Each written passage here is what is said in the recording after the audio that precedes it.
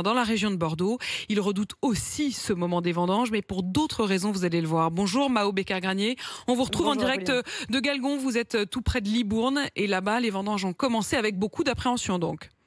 Oui, parce que cette année, il y a eu du gel au mois d'avril. De nombreuses parcelles ont été touchées. Et puis ensuite, le mildiou est arrivé. Le mildiou, c'est une maladie qui touche les pieds de vigne. Année difficile donc pour les viticulteurs. Vous allez l'entendre dans ce reportage tourné hier avec Caroline Philippe dans une exploitation où les vendanges de créments touchent à leur fin. Bah là, écoutez, on voit quelques grappes qui restent. Il reste une ou deux, trois grappes ici.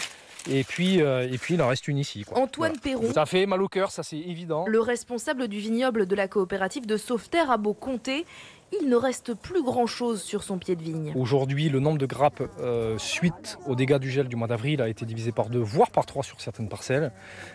Et d'autant plus, certaines parcelles se sont vues, je dirais, perdre aussi quelques grappes supplémentaires par une pression de maladie qui s'appelle le mildiou, qui a dégradé des grappes physiquement. La récolte est en baisse de 35% et ces pertes liées aux aléas climatiques risquent de devenir la norme selon ce vigneron. 1991 avait été une très grosse gelée. 2017 a été aussi une gelée très importante sur le plan national.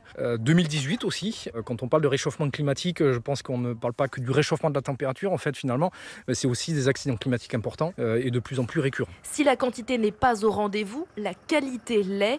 Il promet un très bon millésime. On est toujours en direct depuis Galgon, au milieu du vignoble, cette fois de Stéphane Gabard. Vous êtes le président du syndicat viticole Bordeaux et Bordeaux Supérieur.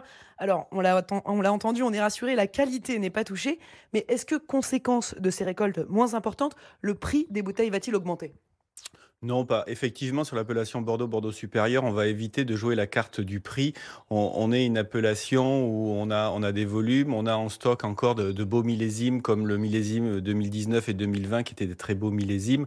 Donc, on voudrait essayer de lisser notre marché, ne pas perdre des parts de marché. Donc, on va essayer de maintenir nos prix avec une qualité qui sera sûrement au rendez-vous encore cette année.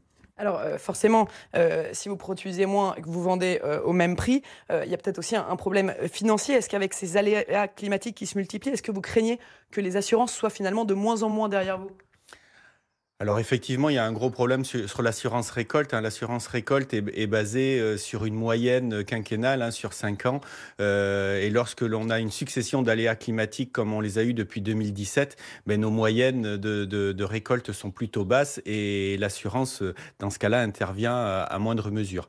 Le plus important pour nous reste quand même de produire du raisin et de vivre de la vente de nos raisins.